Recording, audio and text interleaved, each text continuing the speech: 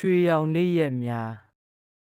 နနက်ခင်းနေအောင်ကြီးစိုးနေတဲ့တက္ကသိုလ်ဝင်းလမ်းမကြီးပေါ်ကိုရဲနဲ့သူ့အပေါင်းအသင်း9ယောက်ထွန်းလွင်မိုးတူနေမင်းစပယ်ဖြူရွှေရီတို့ဟာကျောင်းတော်ဘတ်စကားကနေဆင်းလာကြတယ်လေထဲမှာလက်ဖက်ရည်ဆိုင်ကနှုတ်ထမ်းလျက်နှံစာအုပ်အသစ်ရဲ့စက်ကူနှံဖျားပွဲတန်းကစုံကြီးပန်းမှန်ရဲ့ရနံ့တွေရောထွေးနေတယ်ဒီနေ့မနက်9နာရီအတန်းပါလဲကွာပါမောက္ခဦးဆန်လွင်ရဲ့မြမစာမဟုတ်ဘူးမို့လားမိုးတူကမှိုင်နေတဲ့ကိုရဲကိုလှမ်းမေးဟင်အင်းနေမင်းရီဒီနေ့တော့အင်္ဂလိပ်စာဆရာမကြီးမလာဘူးလို့ကြားတယ်ကွင်းထဲဘော်လုံးကန်ကြရအောင်လေနေမင်းကအော်ပြောအေးဟုတ်ပြီဒါပေမဲ့လက်ဖက်ရည်လေးအရင်ဆွဲကြဦးဆိုဟဲ့စပယ်ဖြူကလမ်းဘေးကကြော်ကြားတဲ့ရွှေရည်လက်ဖက်ရည်ဆိုင်ကိုညွန်ပြရင်းခုံတန်းရှည်ကြီးမှာကြက်ခိုးနေတဲ့လက်ဖက်ရည်ခွက်တွေရဲတန်းကြဲကြဲတွေတန်းစာနဲ့ပတ်သက်ပြီးညှဉ်းညူနေတဲ့အတန်တွေကြားကသူတို့အုပ်စုလေးဟာသတင်းကြုံမုံလုံးရေပေါ်တွေနဲ့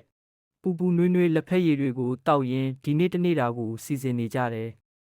နေ့လယ်စာအချိန်ရောက်တော့ចောင်းသားစားတောက်ဆောင်တဲ့ဘိုးလူပွဲဈေးနဲ့အကုန်ခံပြီးထမင်းအိုးကြီးတစ်လုံးနဲ့ဟင်းအိုးတွေကိုဝိုင်းဝန်းထိုင်စားကြတယ်။အိမ်ကယူလာတဲ့ငါးပီးနဲ့ငရုတ်သီးစိမ်းတို့ကိုမျှဝေစားကြတယ်။ထွန်းလွင်ရဲ့ဇွန်းထိုးဟင်းပြုတ်ပုံကိုစပယ်ဖြူကလောင်ပြောင်ရွှေရည်ရဲ့ငရုတ်သီးကိုမခံနိုင်လို့ရေတောက်နေတဲ့မိုးတူကိုအားလုံးကရေကျဆူညံပျော်ပျော်ရွှင်ရွှင်မိုးရွာလာတော့သူတို့ဟာတမိုင်းဌာနအောက်ကလှေကားထစ်မှာထိုင်နေကြတယ်။မိုးရေဆက်တွေဟာအိမ်မိုးစိမ့်လန်းနေတဲ့ကြောက်အုပ်တိုက်ကြီးကိုပိုတောက်ပသွားစေတယ်ကိုရဲကသူတို့အတွက်တချင်းတပုတ်ဖွဲ့ဆိုပြီးတီးဆိုတယ်စီချက်ကြအောင်နေမင်းကလက်တီးတီးနဲ့လိုက်တီးပေးတယ်မိုးတန်တချင်းတန်ရေတန်တွေနဲ့လှေကားထက်လေးဟာနှွေးထွေးနေတယ်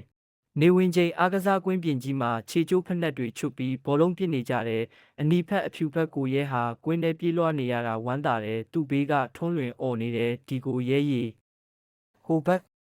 ဟိုဘက်ကိုပေးကိုရဲကဘောလုံးကိုခြေဖြားနဲ့လှည့်ပေးပြီးလှည့်ပစ်လိုက်တယ်ဂိုးထဲဝင်သွားတဲ့အခါသူ့အဖွဲ့ကအော်ဟဲ့အောင်ပွဲခံကြတယ်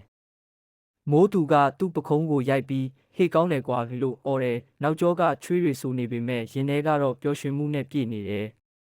ညနေခင်းလမ်းမီးတွေမိမ့်လင်းလာတော့ကားဂိတ်မှာစောင့်နေကြတယ်ကိုအိမ်ကိုရပြန်ကြမဲ့အချိန်စပယ်ဖြူကဟေ့မနှက်ဖြန်ကအတန်းနဲ့မှတ်စုတွေအတူတူကူးရအောင်နော်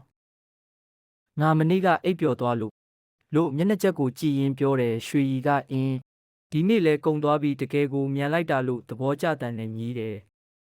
ကားကလာတယ်ကိုရဲကသူတို့အားလုံးကိုကြည်ရင်ပြုံးမိတယ်ဒီဆူညံမကြခဏစာမွေးပွဲအတွက်စိတ်ပူရပေမဲ့လက်ဖက်ရည်ဆိုင်မှာအချိန်ဖြုံးရတာမိုးထဲတူထိုင်ရတာဂိုးသွင်းနိုင်ခဲ့တဲ့ခဏလေးတွေဟာ